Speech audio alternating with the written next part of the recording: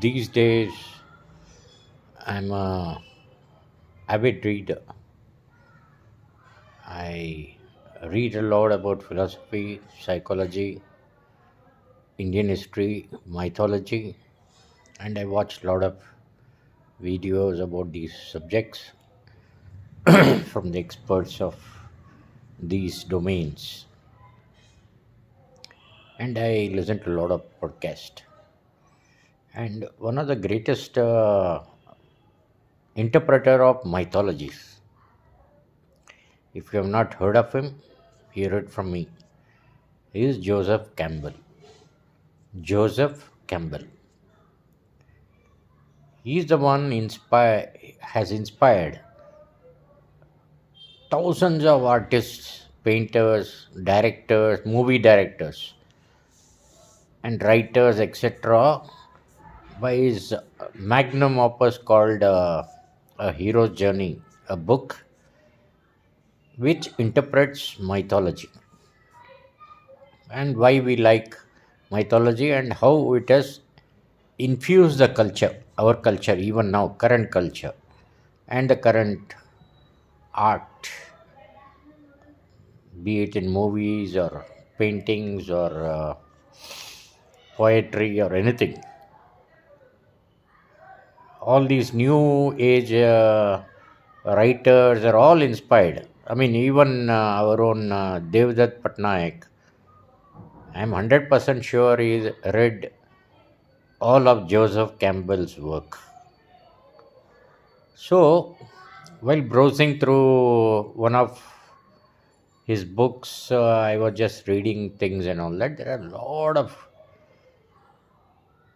He is a guy who studied all the religions, all the not religions, but all the mythologies of all the religions, and he connects the dots. We all think Hinduism unique, Bible is unique, or Vedas are unique, or Quran is unique, or so many other things, and he connects the dots and say there is a commonality in the stories we tell in our own religion, in our sacred books. This is extempore. I'm not reading a teleprompter like some of our leaders do. All I speak is in my mind. Here, I don't read some teleprompting screen and all that. It's spontaneous because I know what I'm going to speak about. I know my stuff. That is an aside. Don't take it too seriously. But I can speak for hours without having a script and making sense. Okay, so that is an aside. Now I'll come back to the main point. I read a very interesting story in one of his books which explains what exactly is Hinduism. What Hinduism teaches individuals to achieve. So let me get going on the story. The story is a tiger. These are from, I don't know, from where he sourced it from, maybe Puranas and all these things.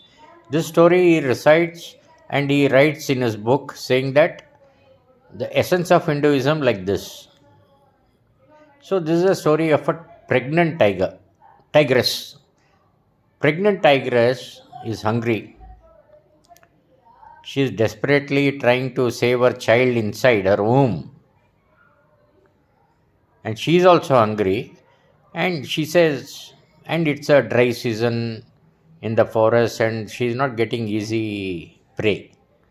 And tigers usually eat deers. I'm paraphrasing a lot of things as far as I remember. Anyway, so she is hunting for a prey. She is hungry, and she knows if she is weak, the child in her womb will also be weak. So she's hunting and hunting, and finally, suddenly she stumbles onto a group of deers who were grazing whatever left of the grass on the forest floor. So she's so desperate, she forgets that she's pregnant. She jumps and rushes forward and tries to, attack all those deers, and they all manage to run away because he's weak.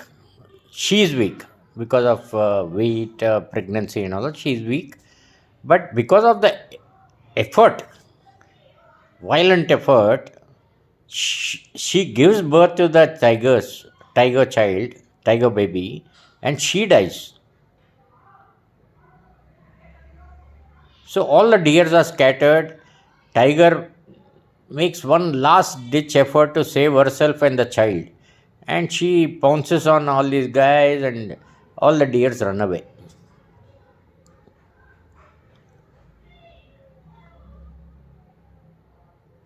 And the child is born. The tigress child is born. The mother tigress dies. And पूरा सन्नाटा हो जाता है, silence all over the forest because tigress has died, and suddenly these deers find it safe to come back to that grazing spot. When they come back, they see this tiger baby. They feel pity because it's a baby. Everybody loves a baby. They say, okay, we'll adopt this tiger baby and raise it in our own community. So years go by, and this tiger baby, she grows among the deers. She starts eating grass. She starts, behaving just like the deers, the way they shout, the way they, get panicked and run together in a group. And all that she learns, that tiger baby, she becomes a deer. She just becomes just like everybody else because she has been brought in that deer family. So years after, and the thing is, tigers need strong, nutritional kind of food, meat, and they have to eat other deers, and they have to kill prey and then eat mamsa. But deers don't eat mamsa. Deers are vegetarians. So tiger is taught to eat, grass and berries, fruits and all that. But the tiger, even though it is a tiger, the cub becomes weak because she is eating vegetarian food. That tiger cub is not supposed to eat vegetarian food, but since she's been brought up by the deer group, she grows with them, and she never gets the tiger stature. Strong, muzzled, aggressive kind of thing. She becomes a meek deer who runs away from the sight of a tiger or a predator, let us say.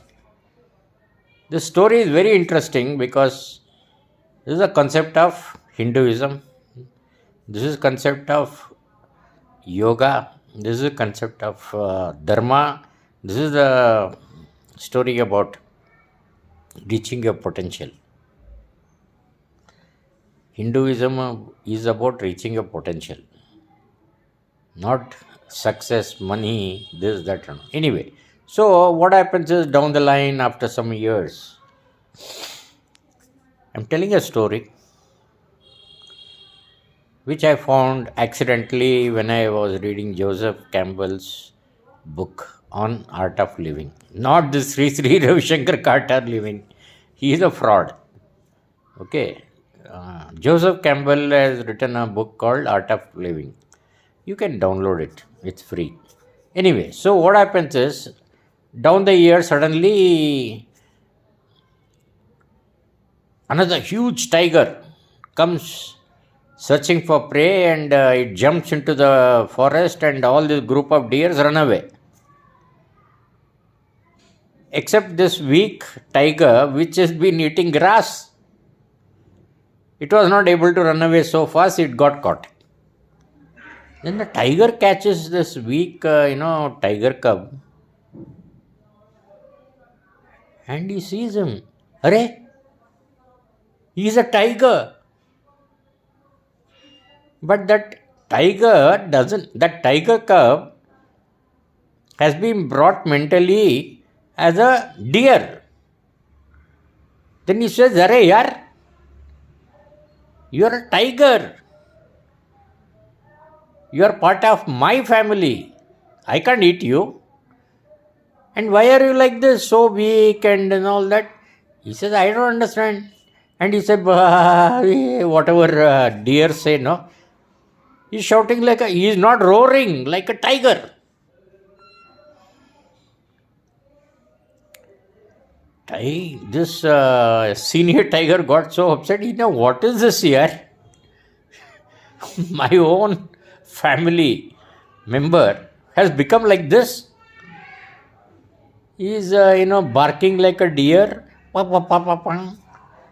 And he is so weak. He said, no. He told the tiger cub, Arey boss, you are not a deer. You are me, part of my family. Deer cub said, Chal, aja mere saath. Come here, come with me. Then he took him to a lake. And this is very important point to know in yoga or meditation way. How it is so important, that story. He took him to a still lake. What does it mean by a still lake? That means there are no ripples on the surface. Our minds are like that. So he goes and takes him to a place where is the placid lake. Placid lake matlab, there is no wind, there is no climate activity, so there are no ripples in the lake. See, if there are ripples in the lake, you can't see your reflection clearly. Correct? Same thing happens in our world. Because there are ripples in our mind, we don't even understand reality. Reality is a lake. We think we are seeing something, but you are seeing only the ripples on the surface. The truth is deep inside the lake. So, tiger takes him to the placid lake. Then he says, look at yourself on the reflection.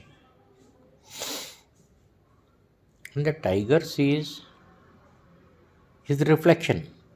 He's got a tiger face. He's not a deer. He's never seen his face before. Because when he was traveling even with the deer group, they would have drunk water from this thing, but they were all rippling. But this tiger takes him to a place, a lake, which is placid. So this tiger cub, looks down and he sees a tiger face. And then the bigger tiger also bends down, places his face next to the tiger cub and say, now look at your thing. Then the tiger cub sees both the images are the same. He looks same like the bigger tiger.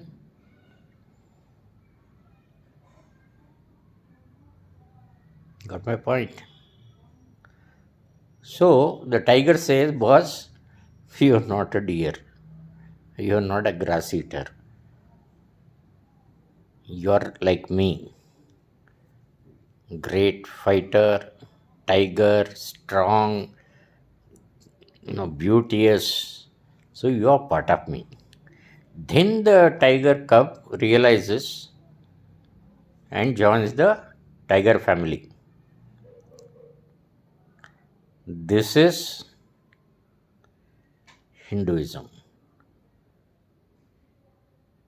You are a tiger, born a tiger. We are living like sheep or deers. We think we are deers. You have not seen your own reflection in a placid lake. So, meditation is about creating a beautiful placid lake in your mind. That is what meditation is about, quietening your mind. Then you'll see a reflection. Then you'll know, oh shit, I'm a tiger. I'm not a deer.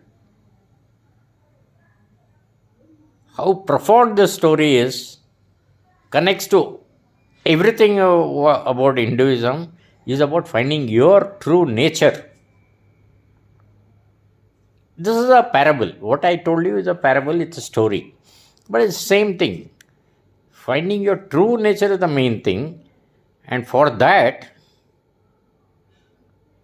you have to quieten your mind. And Yoga Sutra second. First is, this is the introduction of Yoga Sutra. Second sentence in Yoga Sutra is, meditation is about controlling the waves of your mind.